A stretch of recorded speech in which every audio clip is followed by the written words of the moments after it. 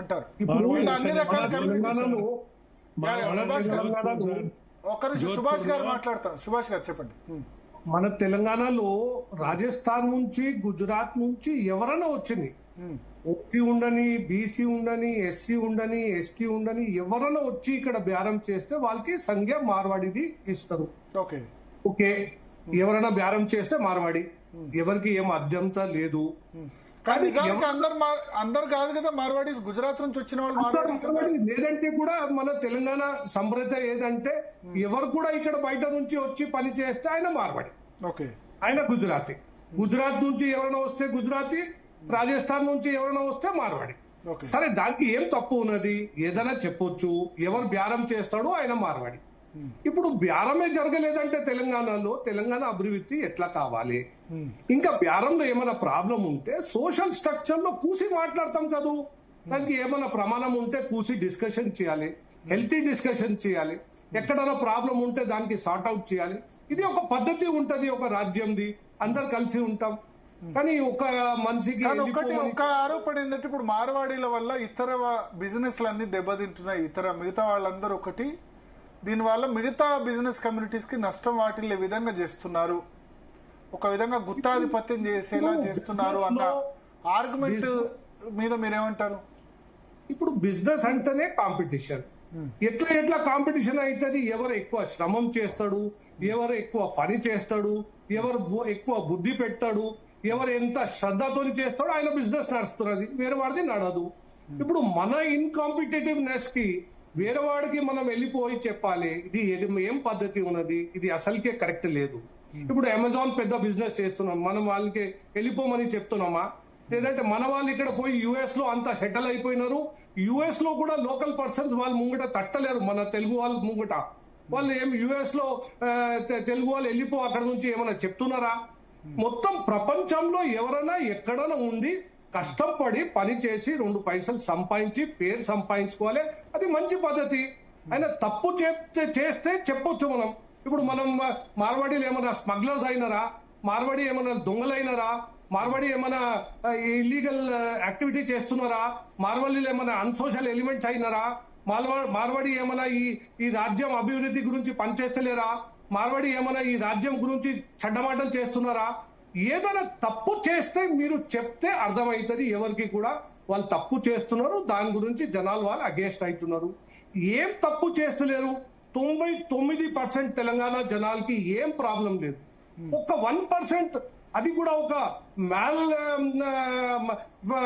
యాక్టివిటీతోని, ఒక mala fide intention తోని వాళ్ళు ఏదైనా యాజిటేషన్ స్టార్ట్ చేస్తే దానికి ఖండిస్తాం. ఇంకా ప్రభుత్వం కూడా దానికి చాలా సీరియస్ తీసుకోవాలి.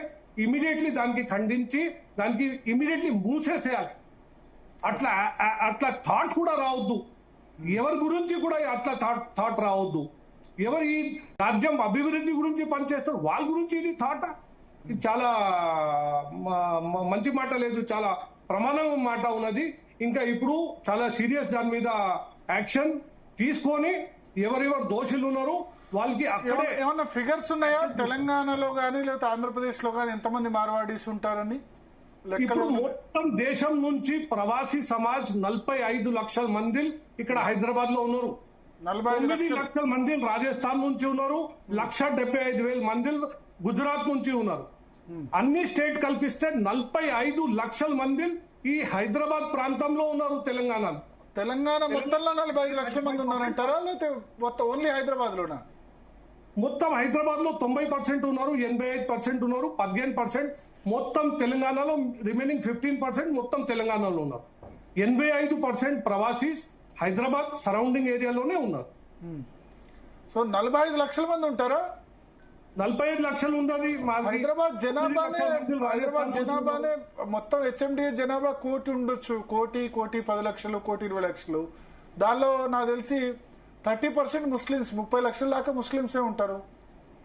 మీరు 45 లక్షల లెక్క రియలిస్టిక్ లేదు. మళ్ళీ దీనిలో అసలు తెలంగాణ వాళ్ళు ఎంత, ఆంధ్ర లెక్క ఎంత, 45 లక్షలు ప్రవాసీ సమాజం ఉంటే మా లెక్కలు బట్టి మా ప్రత్యేక స్టేట్ పర్సన్స్ తోని మా ప్రవాసీ సెల్ లో అందరు అటాచ్ ఉన్నారు. వాళ్ళ సంఖ్య అన్ని చూసుకుంటే మా లెక్క 45 లక్షలది ఉంది. 45 లక్షలు ఉండవచ్చు, 35 లక్షలు ఉండవచ్చు, కానీ 35 నుంచి 45 లక్షలు ఉన్నారు, తక్కువ మంది లేరు. ఇంకా ఎక్కడ కూడా ఈ సమస్య ఎప్పుడు వరకు రాలేదు. మేము ఇప్పుడు వరకు జనగణన కూడా చేయలేదు. అందరు ఉన్నారు, అందరు మధ్యలోనే ఉంటున్నారు, అందరు బ్రతుకుంటున్నారు. సార్ మీరు ఒక మాట అన్నారు, హైదరాబాద్ జనాభా ఇంత ఉంది అంత ఉంది అన్నారు.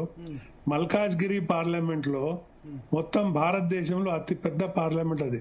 అవును, 41 లక్షల మంది అక్కడ ఉన్నారంటే అవును. నేను అనేది ఒకటే, హైదరాబాద్ ఇప్పుడు చిన్నగా అయిపోయింది, చుట్టుపక్కల ప్రాంతాలంతా పెద్దగా పెరిగాయి. నేను అందుకనే హెచ్ఎండిఏ పాపులేషన్ అయిపోయింది. కోటి 20 లక్షలు ఉంటుంది హెచ్ఎండిఏ పాపులేషన్ అంటారు. లేదు సార్, ఇంకా ఇగో చివర్ల పార్లమెంట్ అనుకోండి, ఇటు మనము నల్గొండ అనుకోండి, లేకపోతే ఇట్లా అనుకుంటారు మల్కాజ్గిరి అనుకోండి, చాలా మంది సెటిల్ అయ్యారు. ఈ 10, 15, 20 సంవత్సరాల్లో చాలా మంది వచ్చారు, నమ్ముకొని వచ్చారు. ఫస్ట్ ఏమో హైకోర్ట్ సిటీ, హైటెక్ సిటీ వచ్చిన తర్వాత ప్రపంచ దేశాల నుంచి కూడా ఇక్కడ వచ్చారు. మా వాళ్ళు కూడా వచ్చారు, అన్ని ప్రాంతాల నుంచి కూడా వచ్చారు. రకరకాల ఉద్యోగాలు చేస్తున్నారు, చాలా మంది లేబర్ పని చేస్తున్నారు. వాళ్ళ జనగణన మతగణన మన దగ్గర లేదు, కానీ వాళ్ళ దగ్గర ఉంది. మా ప్రవాసీ సమాజం అనేది ఆ పని చేస్తుంది. వాళ్ళకు అన్ని కమిటీలు ఉన్నాయి, ఆ కమిటీలో వాళ్ళు చేస్తున్నారు. వాళ్ళ దగ్గర 90% తప్పకుండా వాళ్ళ దగ్గర రికార్డు ఉంది. అంటే చాలా మంది అక్కడనే పని చేయాలి, అక్కడనే నిలిచిపోవాలి అన్నప్పుడు మనకు లెక్కలు సరిగా రావు. ఒక ఆరోపణ ఏంటంటే మీరు జిఎస్టీ కానీ లేకపోతే ప్రభుత్వ ట్యాక్సెస్ ఎగ్గొడతారు, దీనివల్ల ఖజానాకి చాలా నష్టం జరుగుతుంది, జీరో మాల్, చాలా జీరో ట్యాక్స్, అధికారం ఉందా సార్? ఈ ఆరోపణ ఉంది. అవన్నిటికీ అధికారం దాని మీద ఉందా ఎట్లా సార్? రెస్పాండ్ అవుతారు? ఎవరికి ఉంది అధికారం మాట్లాడేది? గవర్నమెంట్ లేదా, డిపార్ట్మెంట్ లేవా, చట్టం లేదా, ధర్మం లేదా, న్యాయం లేదా? అసలు దీనికి ఏం చట్టమే లేదా ఇక్కడ తెలంగాణలో? అంతా చూసుకుంటారు వాళ్ళు, వాళ్ళ డిపార్ట్మెంట్ వాళ్ళు చూసుకుంటారు.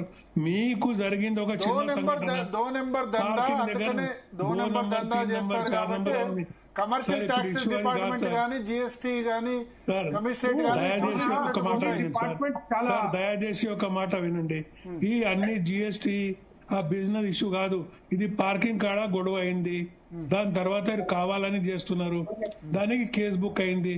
ముగించాలి కానీ అన్ని మాటలు అనవసరంగా మాటలు మాట్లాడేసి మా బేరం దెబ్బతింటుంది, వీళ్ళు లేకపోతే ఇంకో మాట చెప్పడం, వీళ్ళేమో మాకు జిఎస్టీ తినేస్తున్నారు, లేకపోతే ట్యాక్స్ కొట్టేస్తున్నారు. అది చాలా తప్పు. అది అది మర్చిపోవాలి దయచేసి.